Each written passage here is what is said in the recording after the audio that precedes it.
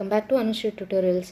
ఈరోజు ధర్మ నిర్ణయం అనే పాఠము, దాని యొక్క ప్రక్రియ వచ్చి చారిత్రక కథ, ఇతివృత్తం, స్థల పురాణం. ఇది సేకరించిన కథ అండి. ఇది 6వ తరగతికి సంబంధించిన తెలుగులోనిది.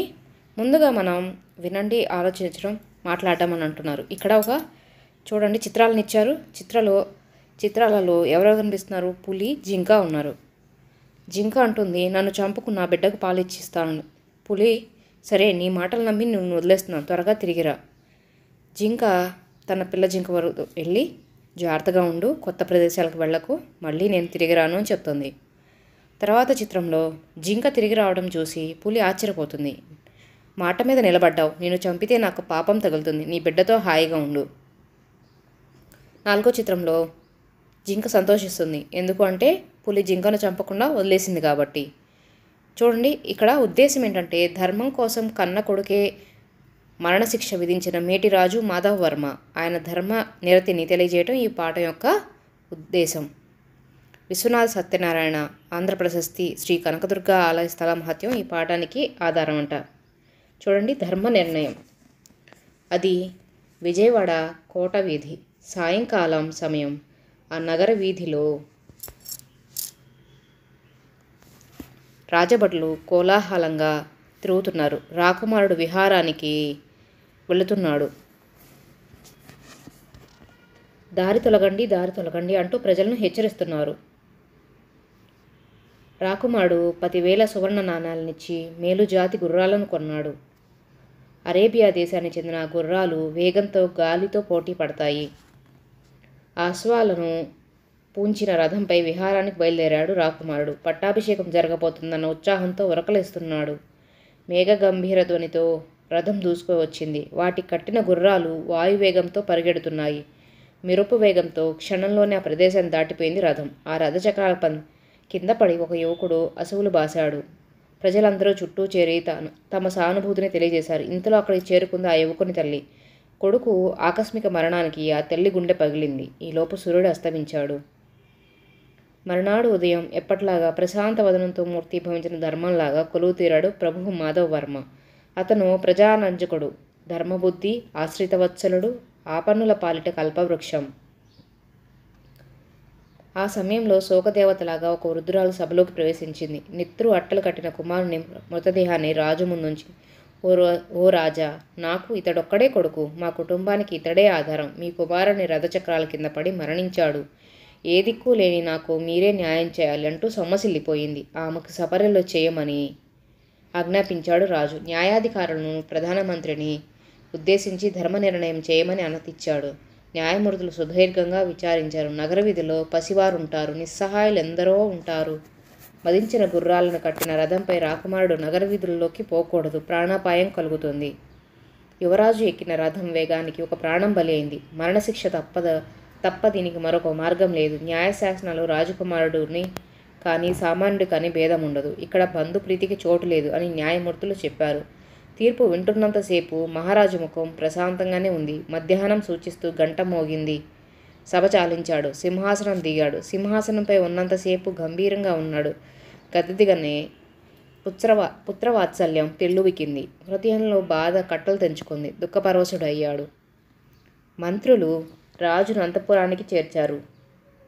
అప్పుడు రాజుతో ఇలా అన్నారు, న్యాయమూర్తుల తీర్పును ప్రభువు మార్చవచ్చు, దుఃఖించవద్దు అని ఓదార్చారు.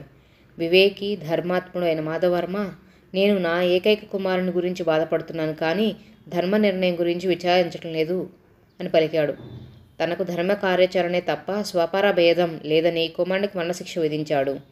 ఆ సాయంకాలమే శిక్షను అమలు చేశారు. ధర్మో రక్షతి రక్షితః, ధర్మాన్ని మనం రక్షిస్తే అది మనల్ని రక్షిస్తుంది అన్న సూక్తికి నిదర్శనంగా దుర్గామాత తన భక్తుడైన మాధవవర్మ పట్ల ప్రసన్నురాలైంది. ప్రభువు ధర్మ నిరతికి సంతోషపడింది. ఇంతలో హఠాత్తుగా కొండపై ఓ గర్జింపుతో వాన మొదలైంది. జలజలా కురుస్తుంది, గలగలా కురుస్తుంది.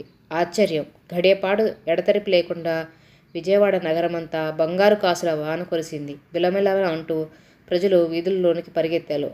అలా కనకవర్షం కురిపించిన దుర్గాదేవిని ఆనాటి నుంచి కనకదుర్గగా పిలుచుకుంటున్నారు ప్రజలు. దుర్గాదేవి అనుగ్రహంతో రాకుమారుడు, యువకుడు సజీవులయ్యారు.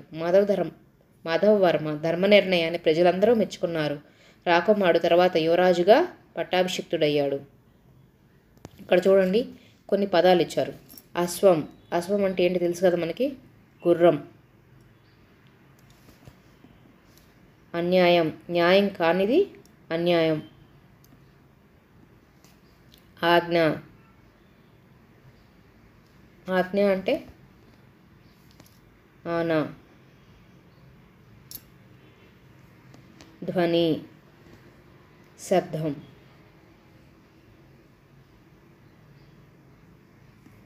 గంభీరం, ఉత్సాహం.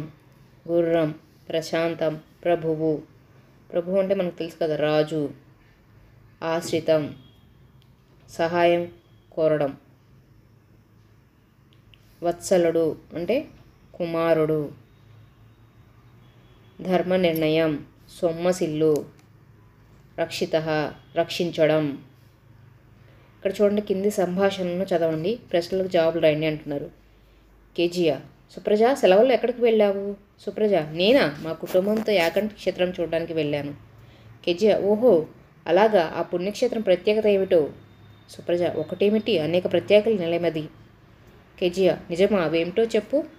సుప్రజ, యాగంటి కర్నూలు జిల్లా నల్లమల కొండల్లో ఉంది. అత్యంత రమణీయ ప్రదేశం. సాధారణంగా శివాలయాల్లో శివుడు లింగ రూపంలో ఉంటాడు, కానీ ఇక్కడ పార్వతీ పరమేశ్వరులు విగ్రహ రూపంలో దర్శనమిస్తారు. అలాగా?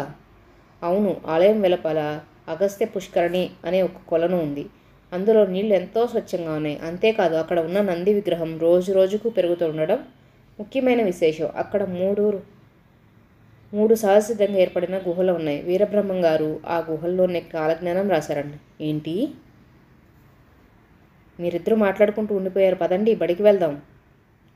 యాగంటిలో ఉమామహేశ్వర ఆలయానికి మిగిలిన శివాలయాలకు తేడా ఏంటంటే అక్కడ పార్వతీ పరమేశ్వరులు విగ్రహ రూపంలో ఉంటారు. అగస్త్య పుష్కరిణి ప్రత్యేకత ఏమిటి? స్వచ్ఛంగా ఉంటాయి నీరు. కాలజ్ఞానం ఎవరు రాశారు? వీరబ్రహ్మం గారు. పైన సంభాషణ ఆధారంగా ఒక ప్రశ్న తయారు చేయండి. వీరిద్దరితో పాటు ఇంకొక అమ్మాయి పేరేంటి అనే ప్రశ్న. కింద గీసిన పదాలకు అర్థాలు రాయండి, వాటితో సొంత వాక్యాలు రాయండి అంటున్నారు. ఘడియ, ఘడియ అంటే నిమిషం.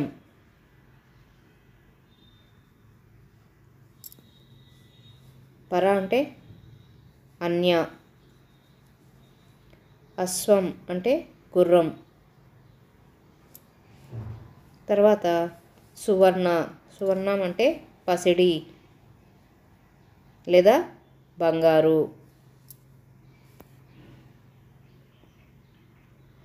ఇక్కడ పర్యాయ పదాలు రాయండి అంటున్నారు. వాసు గుర్రం ఎక్కి ఒకరోజు మా నాన్న తన బస్తీలో జరిగే ఒక సమావేశానికి కారులో తీసుకెళ్ళమనడంతో ఎగిరికి అంతేశాను. ఎలానో బస్తీనికి వెళ్తున్నాను కదా, మా అమ్మ తనకు అవసరమైన సరుకులు పట్టి ఇచ్చింది. పైగా రోజంతా బస్తీలోనే ఉండాలి కనుక కారు సర్వీసింగ్తో పాటు చేయాల్సిన ఇతర పనులు కూడా మా నాన్న అప్పగించారు. ఆ ఉదయం మా నాన్న దిగబెట్టాక సాయంత్రం 5 గంటలకు మళ్ళీ ఇక్కడికే రా, కలిసి ఇంటికి వెళ్దామన్నారు నాన్న. హడావుడిగా పనులన్నీ ముగించుకొని నేరుగా దగ్గరలోని సినిమా హాల్కి వెళ్ళాను. సినిమాలో జాన్ వేన్ చేసిన ద్విపాత్రాభినయంలో లీనమవడంతో సమయం గుర్తులేదు. నాకు గుర్తొచ్చేటప్పటికి సాయంత్రం 5:30 గంటలైంది. నేను గ్యారేజ్కి పరిగెత్తుకెళ్ళి కారు తీసుకొని నా కోసం ఎదురు చూస్తున్న మా నాన్నను చేరేటప్పటికి 6:30 గంటలైంది. ఎందుకు ఆలస్యమైందని ఆతృతతో నాన్న అడిగారు. జాన్ వేన్ సినిమా చూశానని ఆయనకు చెప్పడానికి సిగ్గుపడ్డా నేను. అయినా అప్పటికీ గ్యారేజ్ వారితో మాట్లాడి ఉన్న విషయం తెలియక కారు సిద్ధం లేదు, నేను వేచి ఉండాల్సి వచ్చింది అన్నాను. అబద్ధం చెప్తూ పట్టుబట్టాడుతుంది. నాతో నిజం చెప్పినందుకు ధైర్యం లేకపోయింది నీకు. నిన్ను పెంచడంలో నేనేదో తప్పు చేశాను. నేను ఎక్కడో తప్పు చేశాను తెలుసుకునేందుకు 18 మైళ్ళు నడిచి ఇంటికి వెళ్తున్నాను. దాని గురించి ఆలోచించు అన్నారు. సూటు బూటు వేసుకుని దర్జాగా ఉన్న ఆయన చీకట్లో దీపాలు లేని ఆ గతుకుల రోడ్డు మీద నడవడమే ప్రారంభించారు. ఆయన్ని వదిలి వెళ్ళలేని నేను, బుద్ధి తక్కువగా నేను ఆడిన అబద్ధం వల్ల ఆయన అనుభవిస్తున్న ఆవేదన చూస్తూ 5:30 గంటల పాటు ఆయన వెనకే కారు నడుపుకుంటూ వెళ్ళాను. అక్కడికక్కడే ఇక మళ్ళీ అబద్ధం ఆడకూడదని నిర్ణయించుకున్నాను. మనం మన పిల్లలను తిట్టి కొట్టి శిక్షించే పద్ధతిలో ఆయన నన్ను శిక్షించి ఉంటే నేను ఈ పాఠాన్ని నేర్చుకుని ఉండేవాడినా అని అప్పుడప్పుడు ఆ సంఘటన గురించి ఆలోచిస్తూ ఆశ్చర్యపోతుంటాను. నేర్చుకుని ఉండేవాడం కానని నా నమ్మకం. ఆ శిక్షను అనుభవించి మళ్ళీ ఎప్పట్లాగా అదే పని చేసి ఉండేవాడిని. కానీ ఆ ఒక్క అహింసాచర్య ఎంత శక్తివంతమైందంటే అది నిన్ననే జరిగినట్లుగా అనిపిస్తుంది. అహింసకున్న శక్తి అటువంటిది.